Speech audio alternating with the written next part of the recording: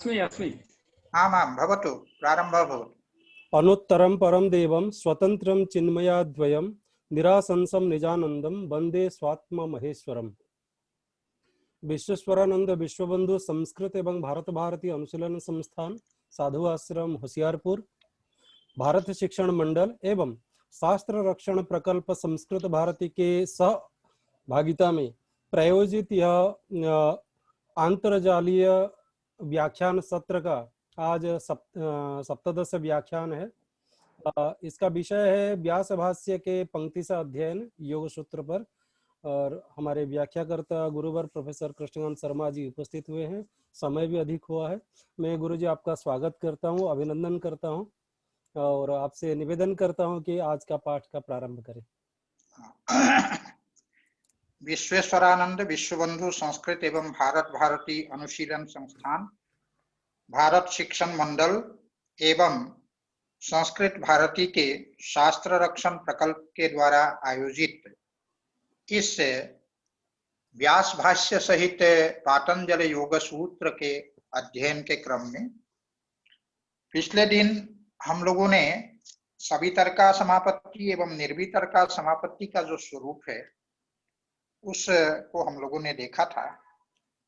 सूत्रकार ने कहा था तत्र शब्दार्थ ज्ञान विकल्प संकीर्णा सवितर्का समापत्ति। तत्र का तात्पर्य है उन समापत्तियों में जो सवितर्का समापत्ति है वो कौन है, उसको कहते हैं शब्दार्थ ज्ञान विकल्प ही संकीर्णा। जो शब्दस्य अर्थस्य ज्ञानम च इति शब्दार्थ ज्ञानानि तेषां विकल्पाः शब्दार्थ ज्ञान विकल्पाः। शब्दार्थ ज्ञान विकल्प का तात्पर्य हुआ शब्द अर्थ और ज्ञान इनका परस्पर जो विकल्प का तात्पर्य है इतरेतराध्यास। माने वस्तुतः शब्द भिन्न है, अर्थ भिन्न है और ज्ञान भिन्न है।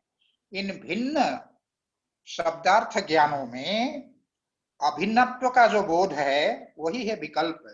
तो इस प्रकार के विकल्पों से शब्दार्थ ज्ञान विकल्पों से जो संकीर्ण है माने अर्थात सम्मिश्रित है, उस समापत्ति को हम कहेंगे सवितर्का समापत्ति। शब्दार्थ ज्ञान विषय विकल्पों से जो युक्त है उस समापत्ति को हम कहेंगे सवितर्का समापत्ति। जैसे उसमें उदाहरण के तौर पर बताया था कि हम गौ कह करके गकार उत्तरवर्ती औकार और विसर्ग ये जो शब्द है उस शब्द को भी हम गौ कहते हैं। और एक जो पशु विशेष है, सिंह है, पूंछ है, गलकंबल आदि से युक्त जो एक पशु विशेष है उसको भी, उस अर्थ को भी, उसको हम कहते हैं अर्थ, उस अर्थ को भी हम गौ कहते हैं। और जो तदनुरूपिणी हमारी जो चित्तवृत्ति बनती है, बुद्धिवृत्ति, जिसको हम गो ज्ञान कहते हैं, उसको भी हम गौ ऐसा ही कहते हैं। तीनों का आकार एक जैसे ही है। इसीलिए भाष्यकार ने कहा तद्यथा गौरिति शब्दः गौरिति अर्थः गौरिति ज्ञानम इति अविभागेन विभक्तानामपि ग्रहणम दृष्टम। विभक्तानामपि अविभागेन ग्रहणम दृष्टम। ये परस्पर विभक्त है, परस्पर भिन्न भिन्न है, ये तीनों एक नहीं है। लेकिन जो एक नहीं है उसमें एकत्व की बुद्धि, उसमें अभेद की बुद्धि हमारी जो होती है, यही है शब्दार्थ ज्ञान विकल्प। उससे जो संकीर्ण है वो जो समापत्ति उससे संकीर्ण है। इसीलिए कहा तत्र समापन्नस्य योगिनः योगवाद्यर्थ समाधि। हाँ, एक बात ये छूट गई कि वस्तुतः अगर हम विचार करें विभज्यमानाश्च अन्य शब्द धर्म, अगर हम उस पर अगर विचार करें कि शब्द अर्थ और ज्ञान तीनों एक है या भिन्न है, तो हम अनुभव करेंगे कि अन्य शब्द धर्म, शब्द के धर्म भिन्न है। जैसे शब्द का धर्म ह्रस्वत्व, दीर्घत्व, उदात्तत्व, अनुदात्तत्व, अनुदात्तत्व, ये सब जो है शब्द के धर्म है। और अर्थ का जो धर्म है वो अर्थ का धर्म क्या है, उसमें मूर्तिमत्व है, वो मूर्तत्व है, और उसमें जो है जड़त्व है। ये सब अर्थ के धर्म है। और जो ज्ञान है वो ज्ञान का धर्म, उससे ज्ञान का धर्म होता है प्रकाशकत्व, क्योंकि ज्ञान के द्वारा ही विषय जो है प्रकाशित होता है। इसीलिए ज्ञान का धर्म प्रकाशकत्व है। इस प्रकार जब हम विचार करते हैं तो शब्द, अर्थ और ज्ञान तीनों भिन्न भिन्न प्रतीत होते हैं, लेकिन विचार न करने पर क्या होता है, तीनों एक जैसे समान आकार वाले होने के कारण तीनों में संकीर्णता आती है, तीनों में जो है भेद में अभेद बुद्धि होती है। तो यही है विकल्प। जब तत्र समापन्नस्य योगिनो जो गवाद्यर्थः समाधि प्रज्ञायाम समारूढ़ः, उसमें जब योगी का चित्त समापन्न होता माने तदाकार आकारित होता है, तब उस समय अगर शब्द, अर्थ और ज्ञान ये तीनों विकल्पों से अगर वह ज्ञान अनुविद्ध हो, तब फिर उसको हम कहेंगे उस समापत्ति को हम कहेंगे सवितर्का। समापत्ति का अर्थ हम लोग बता चुके थे। समापत्ति का मतलब है तदाकाराकारितता। जिस विषय का, जिस ध्येय का, जिस आलम्बन का चिंतन हम कर रहे हैं, हमारे चित्त का तदाकाराकारित होना, यही है समापत्ति। और ये हुआ सवितर्का समापत्ति। और जब वह यदा पुनः शब्द संकेत स्मृति परिशुद्ध, जब क्या होता है, शब्द संकेत स्मृति परिशुद्ध, अर्थात शब्द का, शब्द संबंधी जो संकेत, शब्द संबंधी संकेत, संकेत क्या है, अयम गौहु इति शब्दार्थयोर इतरेतराध्यासः। जैसे अयम गौहु करके हम कहते हैं, एक गो पदार्थ को दिखा करके, पशु विशेष को दिखा करके कहते हैं अयम गौहु, तो ये जो है गौहु, उसमें क्या है, इतरेतराध्यास है, शब्द और अर्थ में इतरेतराध्यास है। यही है, ये क्या है, जब कोई पूछते हैं तो हम क्या कहते हैं, अयम गौहु, ये हुआ संकेत। ये संकेत इतरेतराध्यासात्मक है। तो ये जब समाधि प्रज्ञायाम, जो समाधि कालिक जो हमारी बुद्धि है, वो उसमें ये इस प्रकार का जो इतरेतराध्यास है, उसमें ये कहते हैं कि श्रुतानुमान ज्ञान विकल्प शून्याया।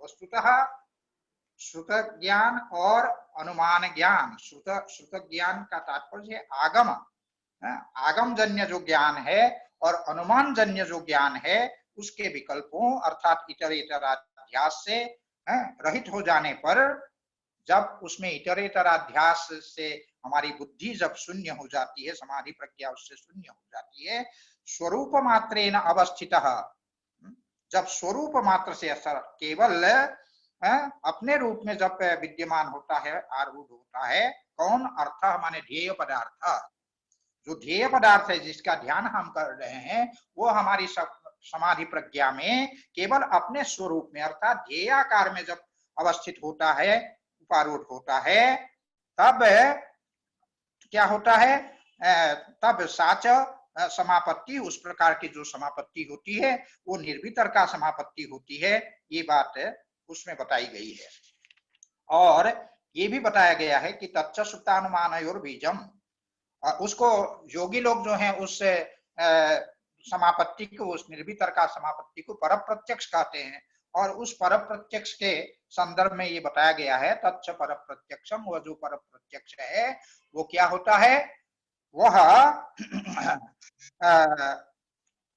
श्रुतानुमानयोर बीजम, श्रुत माने जो आगम ज्ञान है और जो अनुमान ज्ञान है, आगम ज्ञान और अनुमान ज्ञान, इन दोनों का मूल भी, इन दोनों का मूल भी यही है, पर प्रत्यक्ष यही है श्रुत ज्ञान और अनुमान ज्ञान का मूल। और यह तद दर्शनम माने वह जो है पर प्रत्यक्ष संज्ञक है, ये जो प्रज्ञा है, ज्ञान है, वो श्रुत ज्ञान और अनुमान ज्ञान के सहभूत नहीं है, सहवर्तिनी नहीं है, साथ रहने वाली नहीं है। तस्मात् प्रमाणांतरेण, इस कारण से किसी अन्य प्रमाणों से, किसी अन्य ज्ञान से ये क्या होता है, असंकीर्णम, असंकीर्णम का तात्पर्य है संकीर्ण नहीं होता है, मिश्रित नहीं होता है, ये बात बताई गई है। और योगिनः अर्थात जो योगी का निर्वितर्क जो समाधिजम, निर्वितर्क समाधिजम का मतलब निर्वितर्क समाधि से उत्पन्न होने वाला जो दर्शन है अर्थात जो ज्ञान है, वो अस्या निर्वितर्काया समापत्ति है लक्षणम, वही जो है ये निर्वितर्का जो समापत्ति है उसका वो लक्षण है। यही बात सूत्रेण, सूत्र के द्वारा ज्योतित किया गया है सूत्र के द्वारा। उसी निर्वितर्क समाधि का जो स्वरूप है उसको बतलाया गया है। क्या है? स्मृति परिशुद्धौ स्वरूप शून्यैव अर्थमात्र निर्भाषा निर्वितर्का। स्मृति परिशुद्धौ स्वरूप शून्यैव अर्थमात्र निर्भाषा निर्वितर्का। स्मृति परिशुद्धौ का अर्थ हम लोग कर ही चुके हैं कि शब्दार्थ ज्ञान जो विकल्प है उनके स्मृते है परिशुद्धौ। शब्दार्थ स्मृति परिशुद्धौ का तात्पर्य है स्मृते परिशुद्धौ। स्मृते अर्थात शब्दार्थ ज्ञान विकल्पानाम स्मृते। शब्द अर्थ और ज्ञान का जो विकल्प माने इटरेटर अध्यास है उससे जो शून्य है परिशुद्धि है, अर्थात उससे जब वो परिशुद्ध हो जाता है, वह जो विकल्प है वो निवृत्त हो जाता है। शब्द अर्थ और ज्ञान का इटरेटराध्यास जब निवृत्त हो जाता है तब क्या होता है? अर्थमात्र निर्भाषा। उसमें केवल अर्थमात्र का निर्भास होता है, ध्येय मात्र का निर्भास होता है, ध्येय मात्र का स्वरूप जो है भाषित होता है। उस समाधि को हम कहते हैं निर्वितर्का। इस प्रकार निर्वितर्का समापत्ति का जो सामान्य स्वरूप है वो भाष्यकार ने प्रस्तुत किया। उसी का व्याख्यान करते हुए भाष्यकार ने ये कहा, या अर्थात जो समापत्ति शब्द संकेत श्रुतानुमान ज्ञान विकल्प स्मृति परिशुद्धौ। यही बात अभी हम कह चुके हैं कि शब्द संकेत जो कि श्रुत ज्ञान और अनुमान ज्ञान का जो मूल है, वो जब उसमें जो विकल्प है उनमें जो इतरेतराध्यास है उसकी जब परिशुद्धि हो जाती है, उसका जब अपगम हो जाता है, अपनयन हो जाता है, तब ग्राह्य स्वरूप उपरक्ता प्रज्ञा स्वमिव प्रज्ञा रूपम ग्रहणात्मकम। ग्राह्य स्वरूप उपरक्ता प्रज्ञा, तब हमारी जो समाधि प्रज्ञा है वो कैसी होती है? ग्राह्य का जो स्वरूप है उससे उपरक्त होती है, उससे उपरंजित होती है। और किस प्रकार? कहते स्वमिव प्रज्ञा रूपम ग्रहणात्मकम त्यक्त्वा। अपना जो समाधि प्रज्ञा जो है वो ग्रहणात्मक है अर्थात ज्ञानात्मक है, लेकिन वह समाधि प्रज्ञा अपने ज्ञानात्मक स्वरूप को त्यक्त्वा मानो छोड़ करके पदार्थ मात्र स्वरूपा, पदार्थ अर्थात जो ध्येय पदार्थ है, जो आलंबन है, उसके स्वरूप में ही वो आकारित वो होता है, होती है वो प्रज्ञा। तो ग्राह्य स्वरूपापन्ना इव, मानो ग्राह्य का जो स्वरूप है वही स्वरूप उस प्रज्ञा का स्वरूप हो जाता है। तो सा तदा निर्वितर्का समापत्ति ही, उस समापत्ति को तब हम निर्वितर्का समापत्ति कहते हैं। इस निर्वितर्का समापत्ति का जो ध्येय है वो अवयवी होता है। तो उस अवयवी के संदर्भ में ये बताया गया है, तस्या एक बुद्ध्युपक्रमो ही अर्थात्मा अनुप्रचय विशेषात्मा गवादिर घटादिर्वा लोका। वहां पर उस दिन हमने लोक शब्द की व्युत्पत्ति बताई थी। लोक्यते इति लोकः, माने लोक्यते इति लोकः, जो अर्थात लोक्यते अर्थात दृश्यते इति लोकः, माने विषयः आलंबनम ध्येय। तो ध्येय को जो है हम लोक शब्द से कहते हैं। वह जो लोक है, जो ध्येय है, जो हमारा आलंबन है, वो आलंबन कैसा है? एक बुद्ध्युपक्रम। उसको हम एक, वो एक बुद्धि में, एक बुद्ध्युपक्रम माने एक पदार्थ के रूप में हमारी बुद्धि में वो आरूढ़ होता है वह विषय। तो इसीलिए कहा एक बुद्ध्युपक्रम ही अर्थात्मा। अर्थात्मा का तात्पर्य है जो पदार्थभूत है, वो कैसा है? अनुप्रचय विशेषात्मा, अणु का जो प्रचय है, अणु का जो समूह है, उस समूह रूप वह ध्येय है, आलंबन है। अनुप्रचय विशेषात्मा और गवादि ही घटादि वा, चाहे वो गो आदि हो चाहे घट आदि हो, वह सच संस्थान विशेष भूत सूक्ष्म नाम साधारण धर्म। सच संस्थान विशेष वह क्या है? परमाणु का जो वह समूह है वह भूत सूक्ष्म नाम साधारण विषय है। भूत सूक्ष्म नाम अर्थात तन्मात्रा नाम, जो तन्मात्र है उनका साधारण विषय, वह साधारण धर्म होता है। प्रत्येक तन्मात्रा का वह धर्म होता है, इसलिए उसको कहा साधारणो धर्म। आत्मभूत फलेन व्यक्तेन अनुमितः, और वो क्या होता है? वह संस्थान विशेष जो है वो आत्मभूत है अर्थात भूत सूक्ष्म का वह स्वरूप है। वो फल के द्वारा, फलेन व्यक्तेन फलेन, जब वो व्यक्त होता है तब उसका अनुमान किया जाता है। तो स्वव्यंजकांजन प्रादुर्भवति धर्मांतरोदय च तिरुभवति, और अपने जो फलेन का तात्पर्य है जो घटादि दर्शन रूप जो फल है उस फल से उसका अनुमितः उसका अनुमान होता है। स्वव्यंजकांजन का तात्पर्य अपने जो व्यंजक है उसके द्वारा उसका व्यक्ति भवन ही अंजन है, उसका व्यक्त प्रकट होना यही है अंजन होना। उस प्रकार से वो प्रादुर्भवती माने वो आविर्भूत होता है।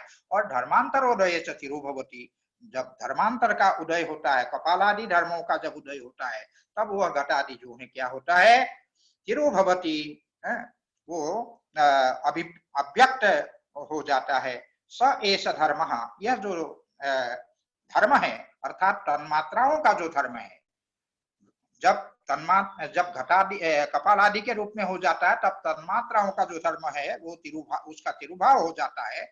इसीलिए कहा कि स एष धर्म, अर्थात तन्मात्राओं का जो धर्म है अर्थात जो घटादि पदार्थ है वह अवयवी है, उसको हम अवयवी कहते हैं, उसको अवयवी कहते हैं। और सारा व्यवहार उसी अवयवी के द्वारा होता है। और ये अवयवी होता क्या है, वो अवयवी एकश्च, वो एक कहलाता है।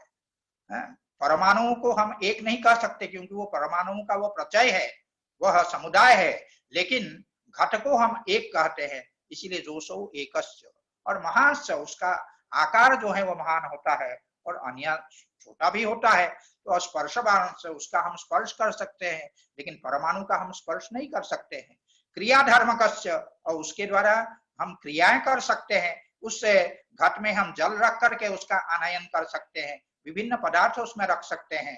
तो ये क्रियाधर्मक है और अनित्य और अनित्य है। तेन अवयवीना व्यवहारः क्रियन्ते, उसी अवयवी के द्वारा व्यवहार किया जाता है।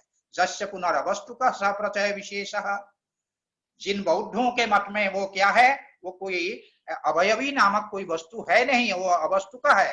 वो कौन, वह प्रचय विशेष, परमाणु का जो पुंज विशेष है वह सूक्ष्मं च कारणम अनुपलभ्यम अविकल्पस्य, ये कहते हैं कि वह जो परमाणु का जो प्रचय विशेष है अर्थात समुदाय विशेष है, वो कैसा है, अनुपलभ्यम, उनके अनुसार जो उनके अनुसार परमाणु से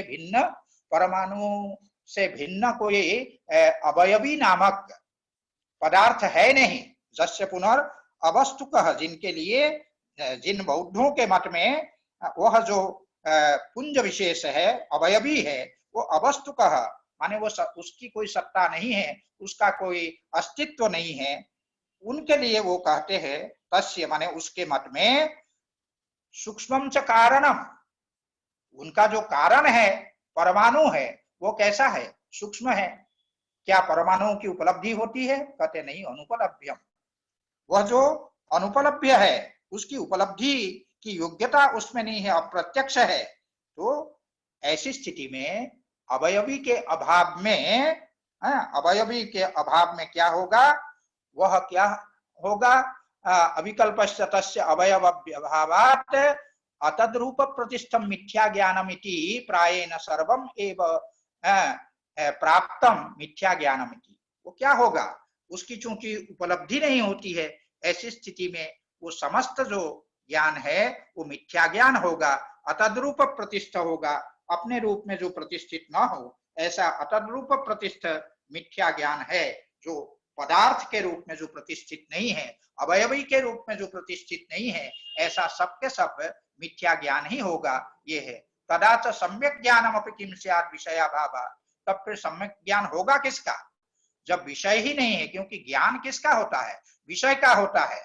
तो जब विषय ही नहीं है तो सम्यक ज्ञान किसका होगा, यत् यत् उपलभ्यते तत्तद् अवयवित्वेन घ्रातम्, जो भी हमको संसार में उपलब्ध होता है पदार्थ वो अवयवी के रूप में उपलब्ध होता है। तस्मात् अस्ति अवयवी जो महत्वादि व्यवहारापन्न, इसलिए जो अवयवी है, अवयवी नामक जो पदार्थ है अवयवी से भिन्न, अवयव से भिन्न, वो उसको मानना चाहिए, वो विद्यमान है।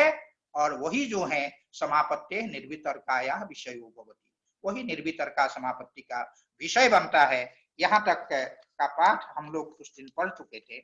आज उसके आगे आने वाला जो सूत्र है उसको हमें पढ़ना है। एतयैव सविचारा निर्विचारा सूक्ष्म विषया व्याख्या। एतया एव सविचारा निर्विचारा सूक्ष्म विषया व्याख्या। एतया एव अर्थात सवितर्का और निर्वितर्का नामक जो सूक्ष्म विषयक समापत्ति है, एतयैव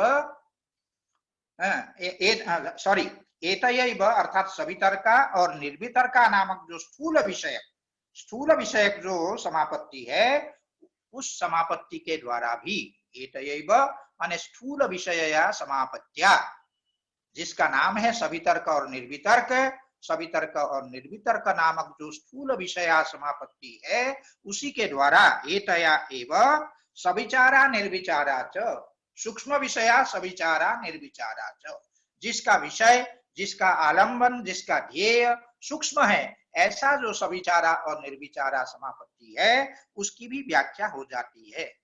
तात्पर्य है स्थूल आलंबन वाली जो सवितर्का और निर्वितर्का समापत्ति है उसके व्याख्यान के द्वारा ही जो सूक्ष्म विषय जो सविचार और निर्विचार समापत्ति है, अर्थात जिस समापत्ति का विषय, जिस समापत्ति का ध्येय या आलंबन सूक्ष्म है, ऐसे जो सविचार और निर्विचार समापत्ति है उसकी भी व्याख्या हो जाती है। इसी बात को सूत्रकार ने इसमें ये कहा। अब इसमें ध्यान रखने की बात यही है कि जो स्थूल ध्येय विषय में जो शब्द संकेत आदि का जो मिश्रण है, वही मिश्रण जब रहे तब उसको हम सवितर्का कहते हैं। जब मिश्रण ना रहे अर्थात इटरेटराध्यास ना रहे तब उसको हम निर्वितर्का कहते हैं। तो यही मिश्रण होना और मिश्रण ना होना, वही सवितर्का और निर्वितर्का के लिए जिस प्रकार से भेदक है, दोनों की भिन्नता का हेतु यही है, शब्दार्थ ज्ञान विकल्प का होना और शब्दार्थ ज्ञान विकल्प का ना होना, उस मिश्रण का होना, उस सांकर्य का होना और ना होना, यही जो है सवितर्क और निर्वितर्क के होने में हेतु है। सवितर्क और निर्वितर्क का वो भेदक है। ठीक उसी प्रकार से यहाँ पर जो सविचार और जो निर्विचार है उसमें क्या है, उसमें जो देश काल आदि का मिश्रण होना, देश काल आदि का मिश्रण होना और न होना, यही जो है सविचार और निर्विचार के बीच में भेदक है, दोनों के भेद में का कारण है, ऐसा समझना चाहिए। अब हम इसकी जो व्याख्या है, व्यास ने जो व्याख्या की है उस पर दृष्टि डालें कि भूत सूक्ष्मेषु अभिव्यक्त धर्मकेषु देश काल निमित्तानुभवावच्छिन्नेषु सा समापत्ति सा सविचारा इति उच्यते। सा समापत्ति सविचारा इति उच्यते। उस समापत्ति को हम सविचार समापत्ति कहते हैं। क्या, किसको? कथ तत्र भूत सूक्ष्मेषु अभिव्यक्त धर्मकेषु, जिसका धर्म अभिव्यक्त है, अर्थात घटादि के रूप में जो अभिव्यक्त धर्म वाले हैं, ऐसे जो कि साक्षात योगज धर्म के जो विषय बनने वाले हैं, ऐसा भूत सूक्ष्म और तन्मात्रा आदियों में देश काल निमित्तानुभवावच्छिन्नेष, देश क्या है? जैसे ऊपरी है, अधः है, ऊपर है, नीचे है, उसी प्रकार बगल में है इत्यादि, ये सब हुआ क्या? देश। और काल क्या हुआ? वर्तमान आदि काल। और निमित्त क्या हुआ? पुरुषार्थ। पुरुषार्थ विशेष रूप, निमित्त माने प्रयोजन। इनसे जो देश काल निमित्तानुभवावच्छिन्नेषु, देश काल और निमित्त, इनके जो अनुभव का तात्पर्य बोध, देश का बोध, काल का बोध और निमित्त अर्थात पुरुषार्थ विशेष का जो अनुभव है अर्थात बोध है, उससे जो अवच्छिन्न है, उनके द्वारा जो अवच्छिन्न है, युक्त है, इस प्रकार की जो समापत्ति है, सा समापत्ति ही सविचारा इति उच्यते। भूत सूक्ष्मेषु का तात्पर्य क्या है? भूत सूक्ष्मेषु माने तन्मात्रेषु। भूत सूक्ष्म कौन है? तन्मात्र।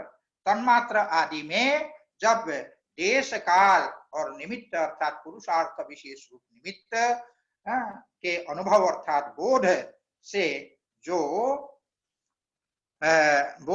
जो युक्त है, अवच्छिन्न है अर्थात युक्त है, उनमें जो समापत्ति होती है उस समापत्ति को कहते हैं सविचारा समापत्ति, उसको सविचारा समापत्ति कहते हैं।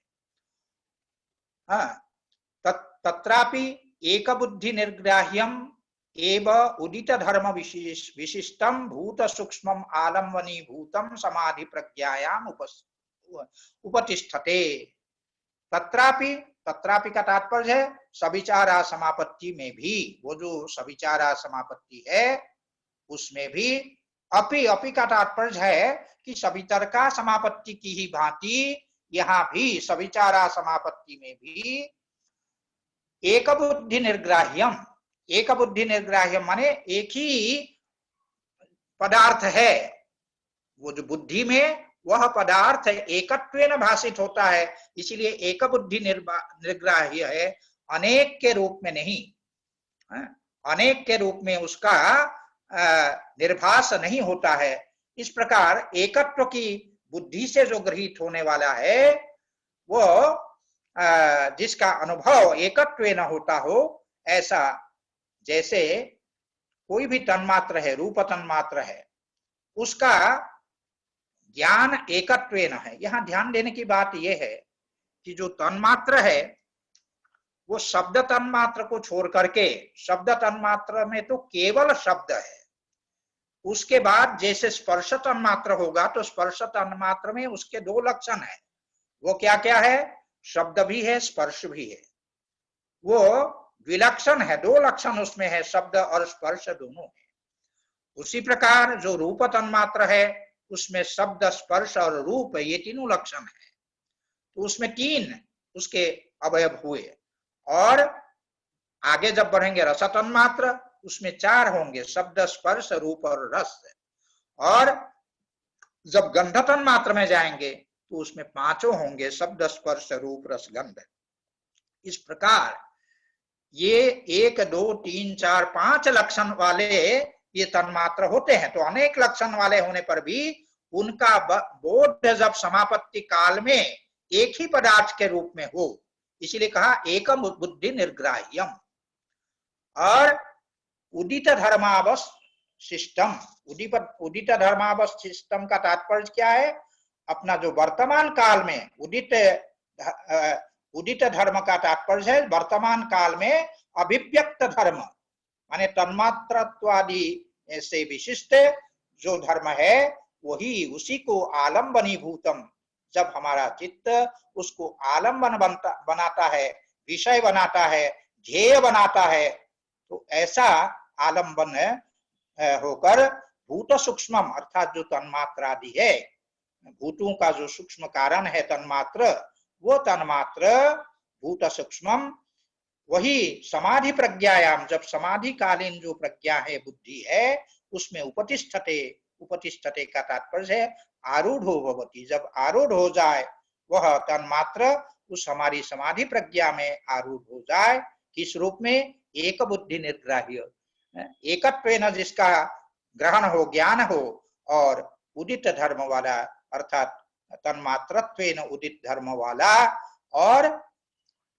भूत सूक्ष्मम ऐसा जो तन्मात्र है उसको जब चित्त आलम्बन बनाता है, आश्रय बनाता है, ध्येय बनाता है, तो वह समाधि प्रज्ञा में जब उपतिष्ठते मानो आरूढ़ होता है, तो उसको हम क्या कहते हैं, उसको हम कहते हैं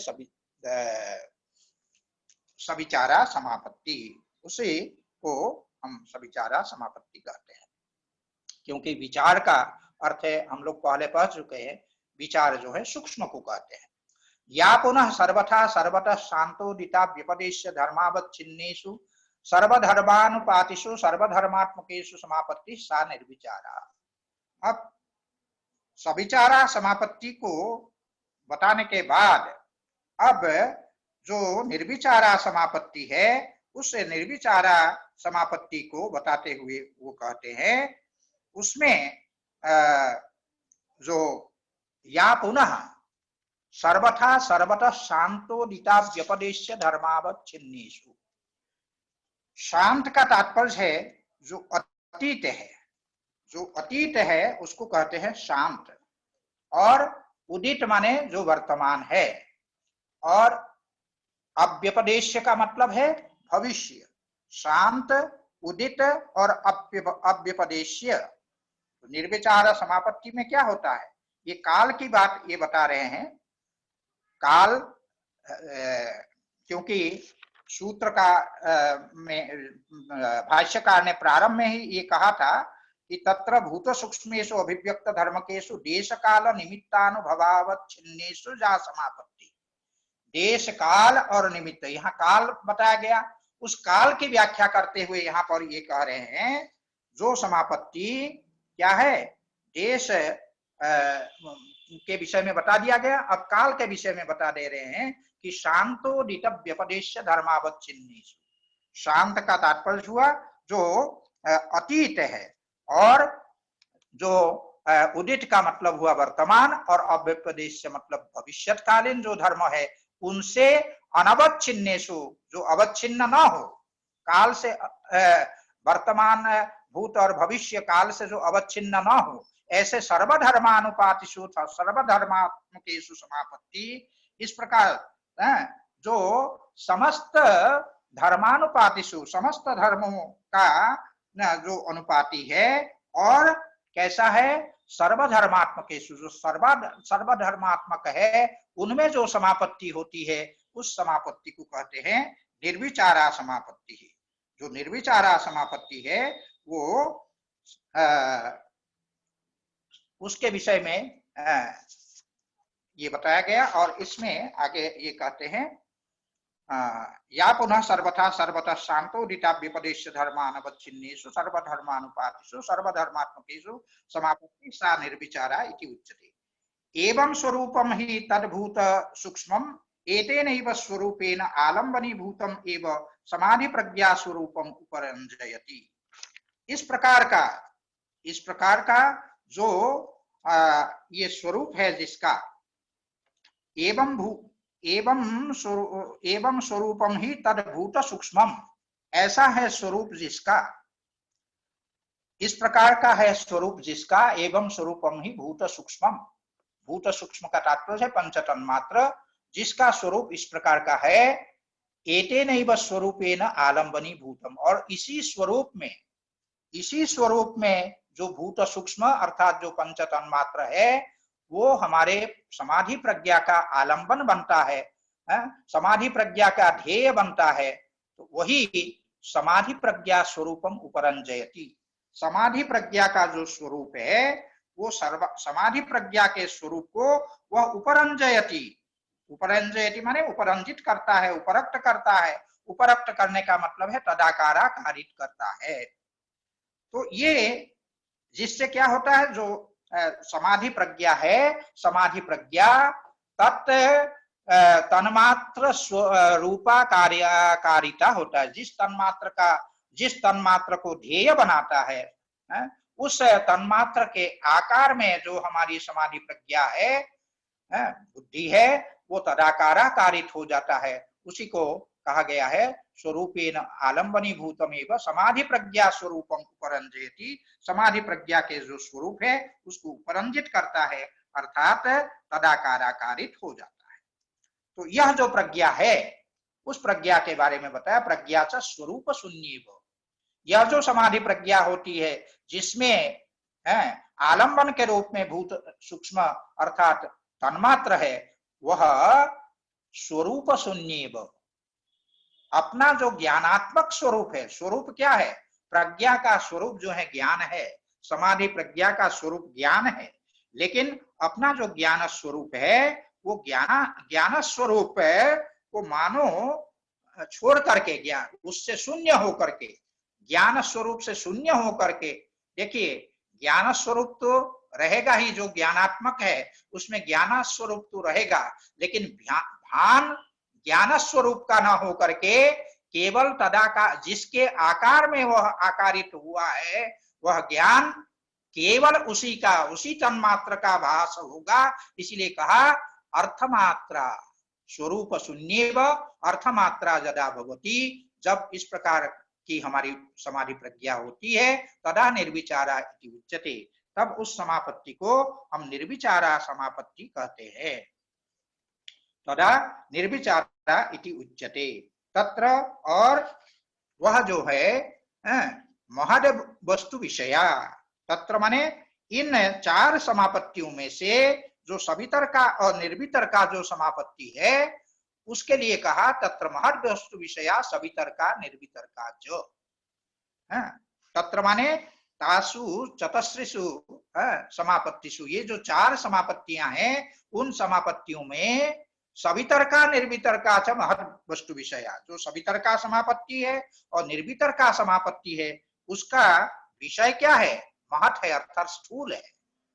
वह समापत्ति स्थूल विषय नहीं होती है। और सूक्ष्म वस्तु विषया सविचारा निर्विचारा, सविचारा निर्विचारा च सूक्ष्म वस्तु विषया, जो सविचार समापत्ति है और जो निर्विचार समापत्ति है, वो कैसी है? सूक्ष्म वस्तु विषया, उसका विषय सूक्ष्म होता है। एवं उभयोर एतयैव निर्वितर्कया विकल्प हानिर व्याख्याता, इस प्रकार से उभयोः एतयैव निर्वितर्कया, इसी निर्वितर्का जो समापत्ति है, ये जो निर्वितर्का उभयोः, इस एतया एव अर्थात इसी निर्वितर्का समापत्ति से, उभयोः का तात्पर्य निर्वितर्का और निर्विचारा जो समापत्ति है, उन दोनों की विकल्प हानि ही, इन दोनों में विकल्प नहीं रहती। निर्वितर्का में भी विकल्प नहीं रहता है, निर्वितर्का में शब्द अर्थ और ज्ञान का जो विकल्प है, उससे वो शून्य होता है, और जो निर्विचारा है वो देश काल और निमित्त से जो है वो शून्य होता है। ये दो बात इसमें बताई गई है। तो निर्वितर्का और निर्विचारा जो समापत्ति है, ये दोनों ही में क्या है? विकल्प हानि ही, किसी प्रकार का विकल्प नहीं रहता है, विकल्प शून्य ये होते हैं। इसी बात को, ये अमिश्रित समापत्ति है, इस बात को बतलाई गई है। अब एक प्रश्न उठता है कि ये जो सूक्ष्म विषयता है, सविचार और निर्विचार जो समापत्ति है, इन दोनों समापत्तियों का जो विषय है वो सूक्ष्म विषया कहा गया है। सविचार समापत्ति का और निर्विचार समापत्ति का जो विषय है वो सूक्ष्म है। जब सूक्ष्म है तो कहां तक सूक्ष्म से हम कहां तक लेंगे, उसका क्षेत्र कहां तक है, उसकी सीमा, उसकी अवधि कहां तक है, उसको बतलाने के लिए सूत्रकार कहते हैं सूक्ष्म विषयत्वं चालिंग पर्यवसानम, सूक्ष्म विषयत्वं च अलिंग पर्यवसानम। यह जो सूक्ष्म विषयता है, अर्थात सविचार और निर्विचार समापत्ति में जो जिसका विषय सूक्ष्म बतलाया गया है, वह क्या है, कहां तक उसकी वो सीमा है, उसको बतलाते हुए यहाँ पर कहते हैं सूक्ष्म विषयत्वं च अलिंग पर्यवसानम। ये जो सूक्ष्म विषयता है, सूक्ष्मो विषयो जयो, जिन दो का विषय सूक्ष्म हो, ते सूक्ष्म विषये, उनको कहेंगे सूक्ष्म विषय। तयोः भावः सूक्ष्म विषयत्वम, इन दोनों का सविचार, ये सविचार निर्विचार जो समापत्ति है, उसका विषय जो सूक्ष्म बताया गया है, वो कहां तक सूक्ष्म है? कहते हैं अलिंग पर्यवसानम। अलिंगम कहते हैं लयम गच्छति इति लिंगम, जो लय को प्राप्त हो, प्रलय काल में जो लय को प्राप्त हो, उसको कहते हैं लिंग। बुद्धि पर्यंत जो तत्व है वो लिंग है, क्योंकि वो प्रलय काल में लय को प्राप्त होता है। और जो अलिंग है, ना लयम गच्छति, जो लय को प्राप्त नहीं होता है, उसको कहते हैं अलिंग, अर्थात प्रकृति तत्व। अलिंग का तात्पर्य है प्रकृति। बुद्धि तक के जो तत्व है अपने प्रकृति में लीन हो जाते हैं, लेकिन प्रकृति का लय कहीं नहीं होता है, इसीलिए प्रकृति को कहा गया है अलिंग। तो अलिंग पर्यवसानम का तात्पर्य क्या है? अलिंगम अर्थात प्रकृति तत्व, जो प्रकृति तत्व है वो अवसानम माने अंतः यस्य, प्रकृति तत्व ही उसका अंत है, अंतिम सीमा है, वही अंतिम अवधि है जिसका, उसको कहेंगे अलिंग पर्यवसानम सूक्ष्म विषयत्वम। सूक्ष्म विषयता जो है वो अलिंग पर्यंत है, प्रकृति पर्यंत है, ये सूत्र के द्वारा बतलाया गया। अब इनका किससे कौन सूक्ष्म है उसको बतलाते हुए भाष्यकार कहते हैं पार्थिवस्य अणोर गंध तन्मात्रम सूक्ष्म विषय। आप सभी लोग जानते हैं कि जो पृथ्वी तत्व है उसका जो अणु है, पार्थिव अणु है, उसका गंध तन्मात्रम सूक्ष्म विषय। उसका सूक्ष्म विषय कौन है? गंध तन्मात्र है। पार्थिवस्य अणोः गंध तन्मात्रम सूक्ष्म विषय।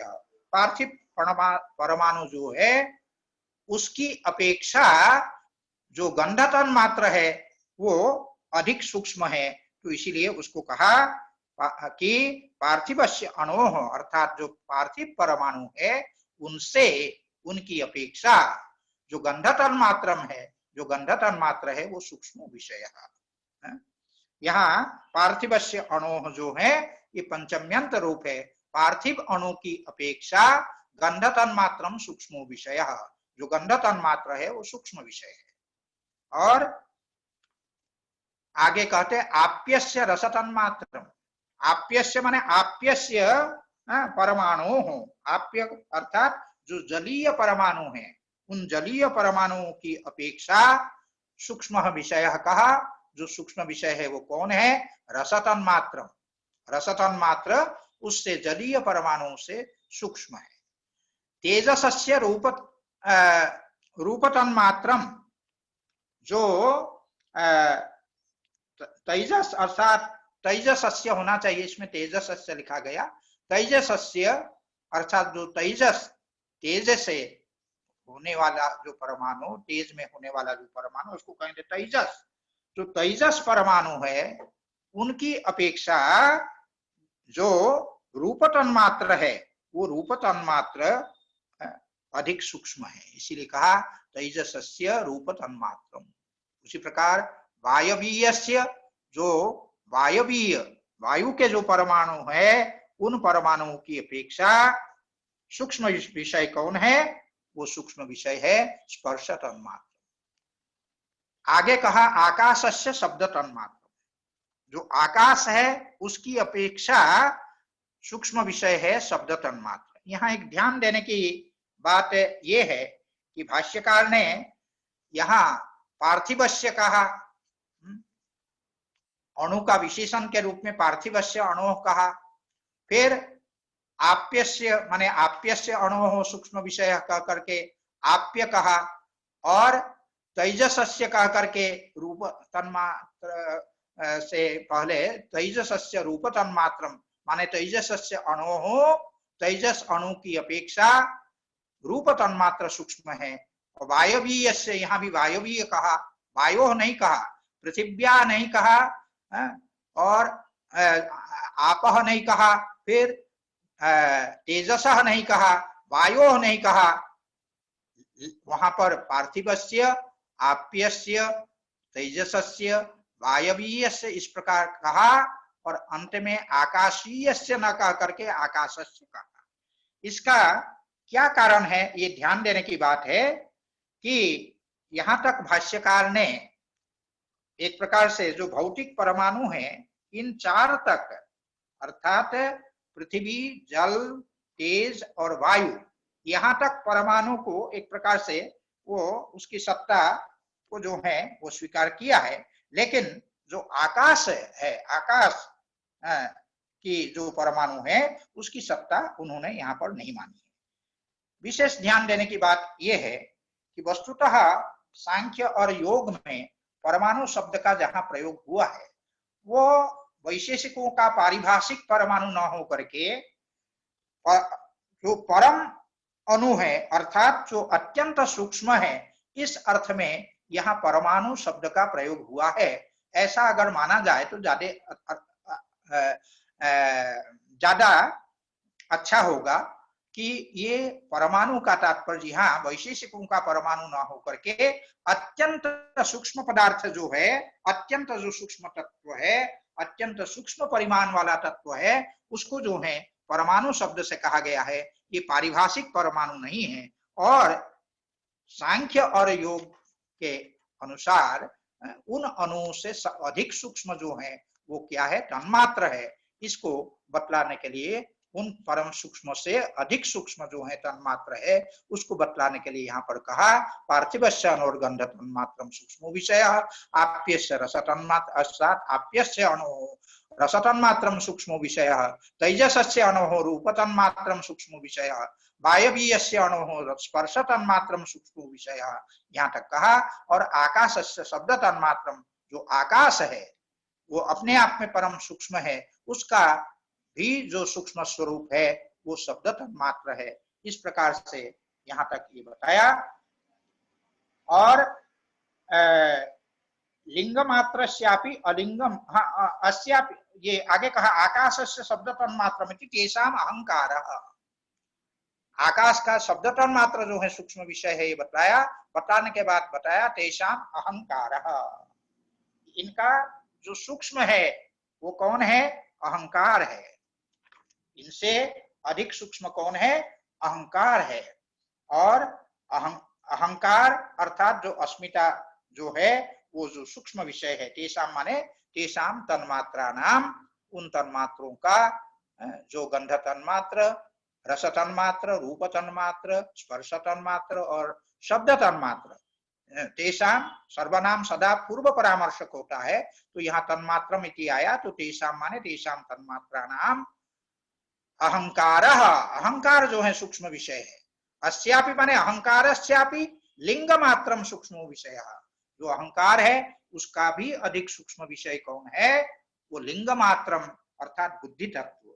जो बुद्धि तत्व है वह, जिसको दूसरे शब्द में हम महत्त्व कहते हैं, वह महत्त्व जो है वो अहंकार से भी अधिक सूक्ष्म है। और लिंग मात्रस्यापि अलिंगम, लिंग मात्र से अलिंगम सूक्ष्म विषय, जो लिंग मात्र है अर्थात महत्त्व है, उसका अलिंग अर्थात जो अव्यक्त तत्व है, प्रकृति तत्व है, वह उसका सूक्ष्म विषय है। इस प्रकार से ये सूक्ष्म विषय की बात बताई। अब आगे का एक प्रश्न उठा रहे हैं कि वो क्या है, न च अलिंगात् परम सूक्ष्मम अस्ति। तो कहते अलिंग से परे माने प्रकृति तत्व से परे उससे अधिक सूक्ष्म तत्व कोई नहीं है, ये अंत में बताया। अब प्रश्न उठा रहे हैं ननु अस्ति पुरुषः सूक्ष्म इति। कहते पुरुष तो इससे अधिक सूक्ष्म है, पुरुष जो है वो प्रकृति से अधिक सूक्ष्म तत्व है। तो कहते बिल्कुल ठीक आप कह रहे हैं, सत्यम, ये तो बात आप ठीक कह रहे हैं। यथा, लेकिन कहते हैं अंतर क्या है, कथा यथा लिंगात् परम अलिंगस्य सूक्ष्म्यम न च एवं पुरुषस्य। लिंग से परे अलिंग को जो सूक्ष्म कहा गया है, लिंग अलिंग की जो सूक्ष्मता है, अलिंगस्य माने प्रकृति तत्व से सूक्ष्म्यम, प्रकृति तत्व की जो सूक्ष्मता है वो लिंग से बढ़कर के अर्थात महत्त्व से बढ़कर है। ये जो आपने बताया, तो जिस प्रकार की सूक्ष्मता अलिंग की है, लिंग की अपेक्षा अर्थात बुद्धि तत्व की अपेक्षा प्रकृति तत्व की जिस प्रकार की सूक्ष्मता है, न च एवं पुरुषस्य सूक्ष्म्यम, पुरुष की सूक्ष्मता उस प्रकार की नहीं है। क्यों, किंतु लिंगस्य अन्वयी कारणम पुरुषो न भवति। क्यों, ऐसा क्यों है, पुरुष की जो सूक्ष्मता है उस प्रकार की नहीं है। कहने का तात्पर्य क्या है कि जो लिंग है अर्थात जो महत्त्व है, उसका अन्वयी कारण अर्थात जो उपादान कारण है वो कौन है, वो है अलिंग अर्थात प्रकृति तत्व है। लेकिन पुरुष जो आत्म तत्व है वह बुद्धि तत्व का अन्वयी कारण नहीं है अर्थात उपादान कारण नहीं है। निमित्त कारण भले हो, हेतुस्तु भवति, वो निमित्त कारण भले है, लेकिन वह उपादान कारण नहीं है। तो यहाँ तक का जो हमने निरूपण किया उसमें आपने देखा कि ये जो पृथ्वी, जल, तेज, वायु, आकाश, इसके जो सूक्ष्म तत्व है ये सूक्ष्म तत्व जैसे गंध तन्मात्र है, रस तन्मात्र है, रूप तन्मात्र है, स्पर्श तन्मात्र है और शब्द तन्मात्र, इन सबों से सूक्ष्म अहंकार है और अहंकार से सूक्ष्म जो है बुद्धि तत्व है और बुद्धि तत्व से सूक्ष्म प्रकृति तत्व है। ये सब के सब है प्रकृति के कार्य है, प्रकृति के कार्य है, इसलिए प्रकृति इनके उपादान कारण है और ये उनके कार्य है। लेकिन पुरुष किसी का उपादान कारण नहीं है, इसीलिए कहा किंतु लिंगस्य अन्वयी कारणम पुरुषो न भवति। लिंग का अन्वयी कारण अर्थात वही उपादान कारण पुरुष नहीं होता है। हेतुस्तु भवति अर्थात निमित्त कारण तो होता है, लेकिन जो निमित्त कारण है वो उस प्रकार का कारण न होने के कारण उसकी जो पुरुष की जो सूक्ष्मता है वो पुरुष की सूक्ष्मता उस प्रकार की नहीं है। इसीलिए यहाँ पर ये पहले ही बताया, ये जो प्रश्न किया था ननु अस्ति पुरुष सूक्ष्म इति, ये बात ठीक है, लेकिन उससे सूक्ष्म पुरुष है इस प्रकार का यहाँ पर निरूपण इस कारण से नहीं किया गया। हाँ, किंतु लिंग से अन्वय कारण पुरुषो न भवति हेतुस्तु भवति अतः प्रधाने सूक्ष्मम निरतिशयम व्याख्यात। इस कारण से कहते हैं कि जो प्रधान है अर्थात प्रकृति है उसमें जो सूक्ष्मता है वो निरतिशय सूक्ष्मता है, अर्थात उसमें अधिक सूक्ष्मता, उससे अधिक सूक्ष्म और कोई नहीं है। इस प्रकार उसमें निरतिशय सूक्ष्म के रूप में उसमें अलिंग को अर्थात प्रधान को बताया गया। उसी बात को सूत्रकार ने कहा सूक्ष्म विषयत्वं च अलिंग पर्यवसानम, अर्थात प्रकृति में जो पर्यवसित होता है वो सूक्ष्म विषयत्व, तो वही सूक्ष्म विषय यहाँ सूक्ष्म विषय के रूप में कहा गया है, सविचार और निर्विचार के सूक्ष्म विषय के रूप में। अब इसके बाद कहते हैं ता एव सबीज समाधि, ताह एव सबीज समाधि। ताह जैसा कि मैंने अभी अभी कहा था कि सर्वनाम पूर्व के परामर्शक होते हैं, तो यहाँ भी ताह ये जो है संबोधन सर्वनाम है, यह सर्वनाम पूर्व का परामर्शक है। पूर्व में क्या आया? समापत्तियां, तो इसीलिए ताह माने ताह समापत्तयः, वे जो समापत्तियां हैं अर्थात सवितर्का, निर्वितर्का, सविचारा और निर्विचारा जो समापत्तियां है, ये समापत्तियां क्या है? सबीज समाधि। सबीज का तात्पर्य क्या है? बीजेन सह अर्थात आलम्बनेन सह वर्तते, बीजेन अर्थात आलम्बनेन सह वर्तते इति सबीजः समाधि, जिसको हम संप्रज्ञात समाधि कहते हैं। वह संप्रज्ञात समाधि क्या है? सबीज समाधि है, क्योंकि वो बीज सहित आलंबन सहित समाधि होता है। इस कारण से कहा ता एव सबीज समाधि। इसी की व्याख्या करते हुए भाष्यकार कहते हैं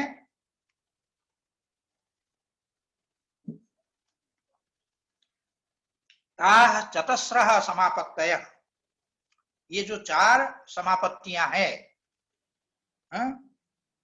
अर्थात सवितर्क, निर्वितर्क, सविचार और निर्विचार रूप जो चार समापत्तियां हैं, ये चार समापत्तियां बहिर्वस्तु बीजा इति समाधिरपि सबीजः, इसका जो आलंबन है वो कौन होता है? बाह्य वस्तु, बाह्य वस्तु इसका आलंबन होता है। इसीलिए कहा ये बहिर्वस्तु बीजा, बाह्य जो विषय है, बाह्य जो वस्तु है वो जिसका विषय होता है उसको कहा बहिर्वस्तु बीजा, इसका विषय बाह्य वस्तु होता है।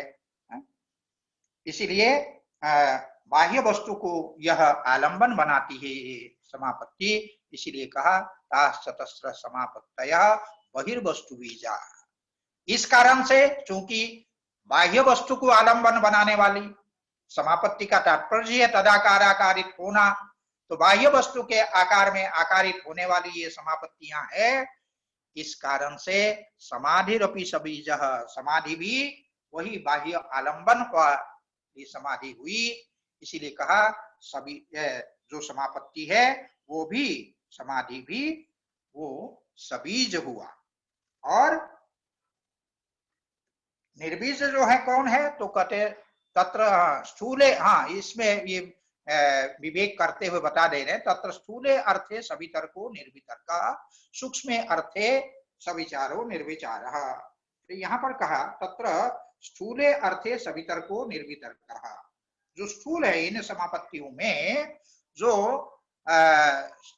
सवितर्का समापत्ति है, उस सवितर्का समापत्ति का सवितर्क उसी को कहते हैं सवितर्क समाधि, और निर्वितर्का को निर्वितर्क समाधि।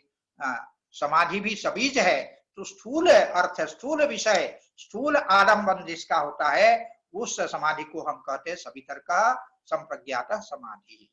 और जो सूक्ष्म विषय हो फिर वह सवितर्क समाधि, और स्थूल विषय में ही फिर निर्वितर्क समाधि, उस वितर्क के बारे में हम लोग पढ़ चुके हैं, शब्दार्थ ज्ञान विकल्प से उसमें युक्त होना और न होना, इसके आधार पर सवितर्क निर्वितर्क समाप्ति होती है। और जब सूक्ष्म अर्थ उसका आलंबन होता है, बीज होता है, तब क्या होता है सविचार समापत्ति। सूक्ष्म अर्थ का मतलब हुआ सूक्ष्म पर तन्मात्र जब विषय बनता है, आलंबन बनता है, ध्येय बनता है, तब सविचार और निर्विचार समापत्ति होती है। इति स चतुर्धा उपसंख्यातः समाधिरिति। स समाधि चतुर्धा उपसंख्यातः, वह समाधि सवितर्क निर्वितर्क और सविचार निर्विचार भेद से यह 4 प्रकार की ये समाधि हुई। कौन? वही संप्रज्ञात समाधि 4 प्रकार की हुई। इस प्रकार से यहाँ पर ये बताया चतुर्धा उपसंख्याता समाधि। अब इसके बाद आगे कहते हैं निर्विचार वैचार। हाँ, तो यहाँ एक ध्यान देने की बात यह है, इसके पूर्व आगे की सूत्र को प्रारंभ करने के पूर्व हम इतना ध्यान दे दें कि जो वितर्कानुगत संप्रज्ञात समाधि है उसमें जो समापत्ति है वो समापत्ति कौन सी है? सवितर्का और निर्वितर्का समापत्ति है। वितर्कानुगत संप्रज्ञात समाधि में सवितर्का और निर्वितर्का समापत्ति है, अर्थात स्थूल आलंबन विषयक वह है। और विचारानुगत जो संप्रज्ञात समाधि है उसमें सविचारा और निर्विचारा समापत्ति होती है, माने स्थूल आलंबन विषयक वह समापत्ति उसमें होती है। उसी प्रकार जो आनंदानुगत संप्रज्ञात समाधि जिसके बारे में हम लोग पढ़ चुके हैं पहले, आनंद अर्थात जो जिसमें हम इंद्रियों को आलंबन बनाते हैं, वह आनंदानुगत संप्रज्ञात जो समाधि है वो भी सविचार, उसमें भी जो समापत्ति है वो सविचारा और निर्विचारा समापत्ति है। क्योंकि सविचार शब्द का अर्थ ही है क्या? सूक्ष्म सहित, अर्थात सूक्ष्म विषय जिसका हो उसको सविचार कहते हैं। हाँ, तो सविचार निर्विचार, इसमें भी विचार शब्द का अर्थ चूंकि सूक्ष्म है तो सविचार और निर्विचार समापत्ति होती है किसमें? वो आनंदानुगत संप्रज्ञात समाधि में। उसी प्रकार जो अस्मितानुगत संप्रज्ञात समाधि जिसमें अस्मिता जो है वह आलंबन होता है, तो ऐसा अस्मितानुगत संप्रज्ञात जो समाधि है उसकी भी जो समापत्ति है वो सविचार और निर्विचार। इस प्रकार से हमें ध्यान में रखना है कि जो विचारानुगत और आनंदानुगत और अस्मितानुगत जो संप्रज्ञात समाधि है, इन तीनों समाधियों में जो समापत्ति होती है वो सविचार और निर्विचार समापत्ति होती है। सविचार और निर्विचार समापत्ति इन तीनों में होती है। और जो वितर्कानुगत संप्रज्ञात समाधि है उसमें जो है सवितर्क और निर्वितर्क समापत्ति होती है। ये विशेष रूप से ध्यान देने की बात है। अब आगे कहते निर्विचार वैशारद्ये अध्यात्म प्रसादः।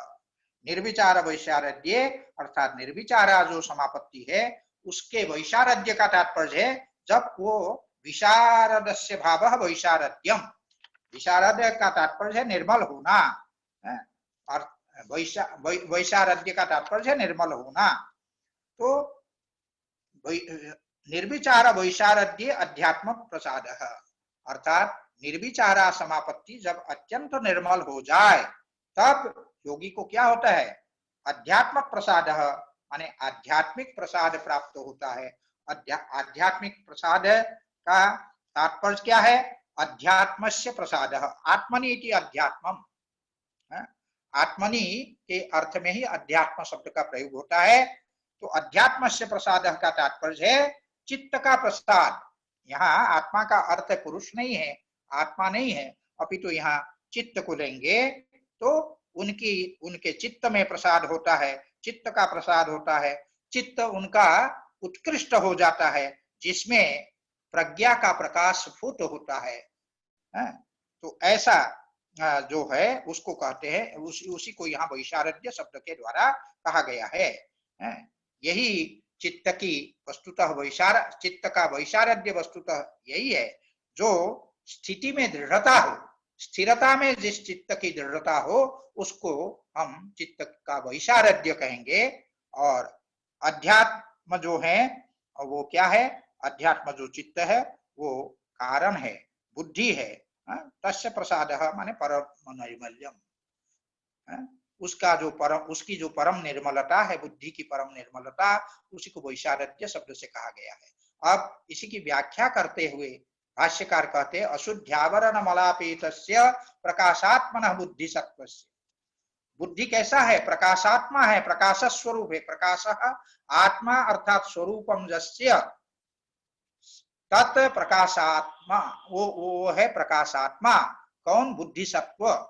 जो बुद्धि सत्व है, सत्व गुण के प्राधान्य के कारण बुद्धि को हम बुद्धि सत्व शब्द से कहते हैं।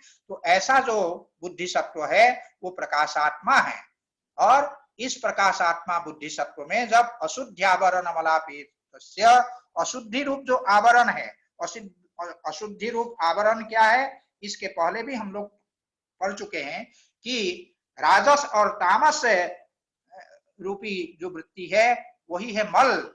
उस मल के अपेट होने पर, दूर हो जाने पर, उसको हम उस बुद्धि को हम कहेंगे अशुद्ध्यावरण मलापेत बुद्धि, अर्थात बुद्धि सत्व। तो जिसमें अशुद्धि रूपी जो आवरण है, अर्थात राजस तामस रूपी जो अशुद्धि है, और वही है आवरण जिसका, उस आवरण से, जो उस आवरण रूपी मल से जो रहित हो गया है, ऐसा जो बुद्धि सत्व है वो रजस तमोभ्याम अनभिभूतः। रजोगुण और तमोगुण के द्वारा वह बुद्धि सत्व कभी अभिभूत नहीं होता है, क्योंकि गुणों हम लोग जान चुके हैं कि गुण सतत संघर्ष करते हैं। कभी सत्वगुण प्रबल होता है, कभी रजोगुण प्रबल होता है, कभी तमोगुण प्रबल होता है। जहां बुद्धि सत्व में प्रकाश, जो प्रकाशात्मा जो बुद्धि सत्व है, उसमें रजोगुण और तमोगुण रूपी जो मल है वो दूर हो गया है। ऐसा जो रजोगुण और तमोगुण से अनभिभूत है, कभी अभिभूत न होने वाला जो बुद्धि सत्व है, उसमें स्वच्छ स्थिति प्रवाह, स्थिरता का जो प्रवाह है, एकाग्रता का जो प्रवाह है, वो स्वच्छ निर्मल होता है। उसी निर्मल स्थिति प्रवाह को, उसी निर्मल एकाग्रता को क्या कहा गया है? वैशारद्यम। उसी को वैशारद्य शब्द से कहा गया है। और आगे कहते हैं कि यदा निर्विचारस्य समाधेर वैशारद्यम इदम जायते, जब निर्विचार समाधि में इस प्रकार का वैशारद्य, इस प्रकार की निर्मलता आती है, तदा योगिनो भवति अध्यात्म प्रसादः, तब योगी को अध्यात्म प्रसाद होता है। अर्थात उसके जो चित्त है, उस चित्त में प्रज्ञा का प्रकाश जो है स्फुट होता है। इसीलिए कहा तदा भवति अध्यात्म प्रसाद हो। और प्रज्ञा का प्रकाश चूंकि स्फुट होता है, इस कारण से वह कैसा होता है? भूतार्थ विषय, जो वस्तु जैसा है वह भूतार्थ विषय होता है। भूतार्थ विषय का तात्पर्य जो वस्तु जैसा है वैसा ही जो है उसका बोध होता है। यथार्थ विषयक बोध होता है। और वह कैसा होता है? क्रमानुरूपी, उसमें किसी प्रकार के क्रम का भान नहीं होता है। वह युगपत एक साथ समस्त अर्थों का ग्रहण करने वाली प्रज्ञा होती है। तो इसीलिए कहा वो क्या है? वह एक क्रमानुरूपी, अर्थात युगपत समस्त अर्थ होती है। इस प्रकार से स्फुट प्रज्ञायाः अर्थात जिसमें प्रज्ञा जो है स्फुट है, वो क्रमानुरूपी स्फुट प्रज्ञालोक, उसमें जो प्रज्ञा का आलोक है वो कैसा होता है? स्फुट होता है। इसलिए कहा स्फुटः प्रज्ञालोकः, प्रज्ञा का आलोक उसमें स्फुट होता है। तथा च उक्तम, इसी के विषय में ये कहा गया है, प्रज्ञा प्रसादम आरूह्य असोच्य सोचतो जन्मिष्ठानिव शैलस्थः सर्वान् प्राज्ञोनुपश्यति। प्रज्ञा प्रसादम आरुह्य, इस प्रकार की जो प्रज्ञा है उस प्रज्ञा के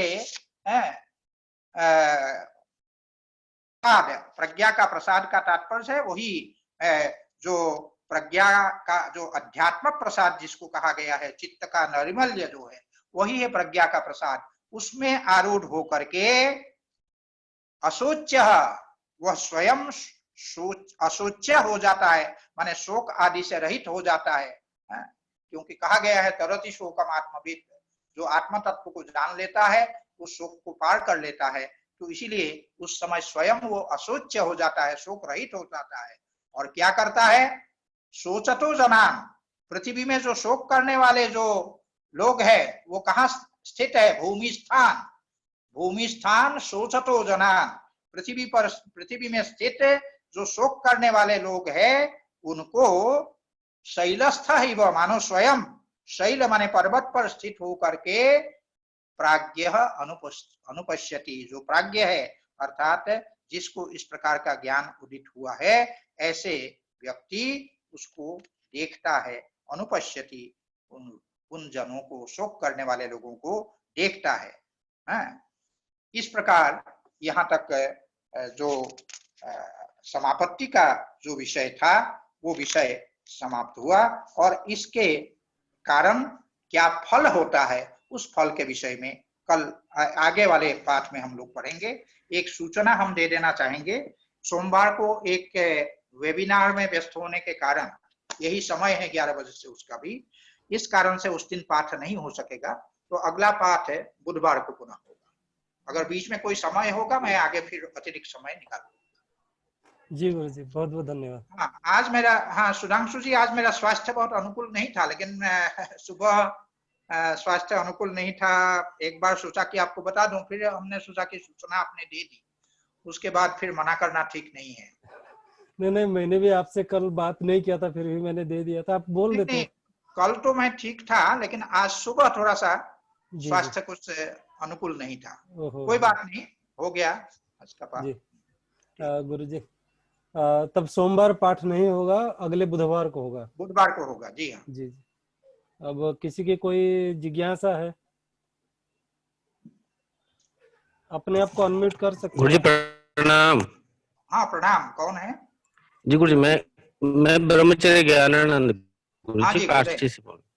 हाँ जी बोले। जी गुरु जी, ये जो कहा गया है पर प्रत्यक्ष को श्रोतानुमान ज्ञान का कारण, ये गुरु जी किस दृष्टि से थोड़ा समझ में नहीं आया। देखिए, निर्वितर का समापत्ति कोई कारण बताया। सुनिए, श्रुत जो होता है, श्रुत क्या है? आगमक ज्ञान है। तो आगम में जो कुछ बतलाया गया है, हाँ, वो आपके हमारे लिए प्रत्यक्ष तो नहीं है, लेकिन जिन ऋषि मुनियों ने एक शब्द राशि के रूप में आपको हमको आगम प्रमाण दिया है, ठीक है, उन ऋषि मुनियों के द्वारा ये जो है स्वयं प्रत्यक्ष किया गया विषय है। इसलिए ये योगी का पर प्रत्यक्ष जो है वही आगम का क्या है? मूल है। बात समझ में आई? जी जी जी। आगम का मूल वह पर प्रत्यक्ष इसीलिए है कि आप हम समझते, जैसे वेद में जो कुछ कहा गया या हमारे शास्त्रों में जो कुछ कहा गया, वो ऋषियों की जो ऋतंभरा प्रज्ञा, आगे तुरंत आने वाला यह है ऋतंभरा प्रज्ञा, वो एक प्रकार से वही पर प्रत्यक्ष, जो पर प्रत्यक्ष है, उस पर प्रत्यक्ष के द्वारा जिसका साक्षात्कार ऋषि महर्षियों ने किया है वही तो उस आगम का मूल है जी। यूं ही ऋषि महर्षियों ने कुछ कह दिया और उसको हम आगम प्रमाण के रूप में मानते हैं, ऐसा नहीं है। वाक्यपदीयकार ने एक बात कही है, ऋषि नाम अपि जद ज्ञानम तदप्यागम पूर्वकम। ऋषियों को जो ज्ञान प्राप्त हुआ है वो आगम पूर्वक का तात्पर्य वो प्रत्यक्ष सा है उनके लिए, उनका जो है वो स्वयं प्रत्यक्ष जब करते हैं, प्रत्यक्ष करने के बाद तब आगम के रूप में आता है, और वही आगम जो है आपको हमको वो पहुंचाते हैं। तो इसीलिए आगम का और अनुमान, वो ये जो अनुमान करते हैं वो अनुमान का भी मूल वही है, वही पर प्रत्यक्ष है। उसी पर प्रत्यक्ष से, उसी पर ज्ञान से वो अनुमान करते हैं, इसीलिए उनके द्वारा जो श्रुत या अनुमित जो विषय है उसको हम प्रमाण के रूप में स्वीकार करते हैं। ठीक है जी सर, जी गुरु जी। जी जी, प्रणाम गुरु जी। मैं रामाचल। हाँ प्रणाम। रामाचल जी। गुरु जी, ये देखते हैं कि बुद्धि तक तो हम लोग इसको समझ जा रहे हैं, बुद्धि तत्व तक की जो दिखाई पड़ रहा है, लेकिन प्रकृति दिखाई नहीं पड़ती। इसका आभास कैसे करेंगे कि प्रकृति किस रूप में उसको स्वीकार करेंगे? कौन सा वस्तु को हम प्रकृति मानेंगे? आपने तो हमसे सांख्य कारिका पढ़ी है। जी, थोड़ा स्पष्ट कर जी जी। नहीं सुनिए, जी सांख्य कारिका जब पढ़ी है तो जी उसमें आपने ये देख, वहां पर ये प्रश्न उठाया गया था एक प्रकार से जी कि संसार में जो वस्तु उपलब्ध नहीं होती है उसको नास्ति ऐसा हम कहते हैं, नहीं है जी ऐसा सामान्यतः कहते हैं। जो वस्तु हमको दिखाई ना पड़े उसको सामान्यतः संसार में हम क्या कहते हैं कि ये वस्तु नहीं है, अर्थात इसका अभाव है, ऐसा हम कहते हैं। जी लेकिन ये सही नहीं है। क्यों नहीं सही है? ऐसे अनेक कारण हैं जिन कारणों से वस्तु के होते हुए भी वस्तु नहीं दिखाई पड़ते हैं। उस संदर्भ में अति दूरात सामीप्यात इंद्रियघातात् मनोनवस्थानात् ये कारिका आपने पढ़ी थी, उसी में एक हेतु है सौक्ष्म्यात्। जी ठीक है, जी प्रधान के बारे में, प्रकृति के बारे में कहा सौक्ष्म्यात् तद अनुपलब्धिर नाभावात्।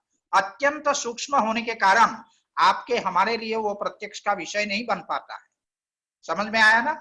जी जी उसी का अनुभव करने के लिए साधना की अपेक्षा है। जी जी उसी का अनुभव करने के लिए साधना की अपेक्षा है। तो क्योंकि देखिए ये धीरे धीरे विषय जो है सूक्ष्म से सूक्ष्मतम होता जाता है। पृथ्वी स्थूल है लेकिन उसकी अपेक्षा उसका जो परमाणु जो तन्मात्र है वो सूक्ष्म है। उससे भी अधिक सूक्ष्म जो है, जो जल का तन्मात्र है, रस तन्मात्र है वो है, और उससे भी सूक्ष्म। इस प्रकार से होते होते पंच तन्मात्र से भी अधिक सूक्ष्म जो है अहंकार है, अहंकार से भी अधिक सूक्ष्म जो है उसका कारण जो है वो महत्तत्व है, और महत्तत्व से भी अधिक सूक्ष्म जो है प्रकृति है। तो अनुमान के द्वारा ही हम उसका बोध कर सकते हैं। उसके लिए अनुमान प्रमाण है, क्योंकि अनुमान भी एक प्रमाण है। सत्तर्क के द्वारा अगर हम अनुमान करते हैं वो यथार्थ वस्तु का ज्ञान हमको होता है अनुमान के द्वारा। हाँ, लेकिन गुरु जी, जैसे अनुमान जो हम करते हैं पहले प्रत्यक्ष होता है, उसी का अनुमान करते हैं। हाँ, तो या तो हमारे ये ऋषियों ने अभी अभी सुनिए, अभी अभी मैंने क्या कहा जी कि आगम में जो कुछ कहा गया है वो ऋषियों के द्वारा उसको इसीलिए पर प्रत्यक्ष कहा गया है। ठीक है, वो सर्वोत्कृष्ट प्रत्यक्ष है जो आप हम नहीं कर पाते हैं, लेकिन जो योगी जन है, जो ऋषि गण है, उनको उसका प्रत्यक्ष होता है। इसीलिए हमारे यहाँ वेद में कहा गया है ऋषयो मंत्र द्रष्टारः। ऋषियों ने मंत्रों का दर्शन किया, साक्षात्कार किया। मंत्रों में जो कुछ कहा गया वो ऋषि के द्वारा साक्षात्कृत है, उसका प्रत्यक्ष किया हुआ है। उन्होंने स्वयं जो प्रत्यक्ष देखा उसी को आपको हमको बतलाया। एक लौकिक उदाहरण देकर के मैं आपको बता रहा हूं। आप कभी न्यूयॉर्क गए हैं? नहीं गए। नहीं गए है ना? नहीं। मान लीजिए आपके कोई मित्र, चाहे सुधांशु जी हो चाहे संजीव जी हो, कोई भी न्यूयॉर्क गए हुए हैं जी। न्यूयॉर्क के बारे में आपको सब कुछ बताते हैं। आपने देखा तो नहीं है न्यूयॉर्क? नहीं देखे जी। न्यूयॉर्क नाम का एक बड़ा सुंदर शहर है। इस पर आप विश्वास करते हैं कि नहीं? करते हैं जी जी। दिखाई तो आपको नहीं पड़ा है न्यूयॉर्क अभी तक? जी जी। ठीक है, आप समझ गए गुरु जी, समझ गए। और गुरु जी एक छोटा प्रश्न और है। पारिभाषिक परमाणु और जो सामान्य परमाणु के बारे में जो चर्चा योग और सांख्य में आया है, दोनों में अंतर क्या है वैसे? अंतर ये है, देखिए परिभाषा के द्वारा, देखिए हर शास्त्र में अपनी अपनी अलग अलग परिभाषाएं होती है जी। ठीक है, पारिभाषिक अर्थ में वो परमाणु शब्द का प्रयोग करते हैं वैशेषिक लोग। लेकिन यहाँ जो परमाणु शब्द है, जिसको कहें कि वो उसकी जो व्युत्पत्ति है परम अणु, अत्यंत सूक्ष्म, उसी अर्थ में यहाँ पर प्रयोग किया गया है, पारिभाषिक अर्थ में नहीं है। जैसे गुण शब्द है, गुण शब्द उनके वहां पारिभाषिक है तो रूप रस गंध स्पर्श आदि को वो गुण कहते हैं जी। समझ में आया? जी जी। न्याय वैशेषिक में रूप रस गंध स्पर्श आदि 24 गुण उसमें बतलाए गए हैं, लेकिन सांख्य में गुण कौन है? सत्व रजस और तमस है। सत्व रज तमस जी। और ये सत्व रजस तमस जो है रूप रस गंध जैसे नहीं है, ये तो द्रव्य रूप है जी। उनके हिसाब से अगर हम कहें इनको, हमको द्रव्य कहना पड़ेगा। समझ में आया ना? जी जी गुरुजी। इस प्रकार से वो परमाणु के बारे में जिसका मतलब विभाजन ना किया जा सके ऐसा जो है वो परमाणु तत्व होता है, इस प्रकार के वो पारिभाषिक वो उसमें शब्दावली है। तो यहाँ उस अर्थ में नहीं है, जो अत्यंत सूक्ष्म वस्तु है उसी को परमाणु शब्द से यहाँ पर कहा गया है तात्पर्य से।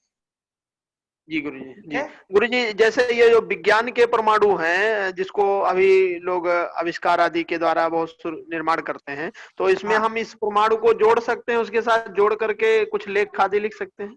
हाँ, लेख अवश्य लिख सकते हैं। वर्तमान जो विज्ञान ने जिसको परमाणु माना है और हमारे यहाँ जिस वैशेषिक आदि ने जो परमाणु माना है, उस परमाणु में और वर्तमान परमाणु में क्या अंतर है, वैज्ञानिकों की परमाणु की परिभाषा क्या है और हमारे वैशेषिकों की परमाणु की परिभाषा क्या है, इत्यादि पर आप तुलनात्मक दृष्टि से अवश्य जो है विवेचन कर सकते हैं।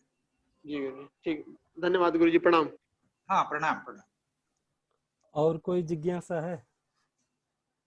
लगता है जिज्ञासा शेष है।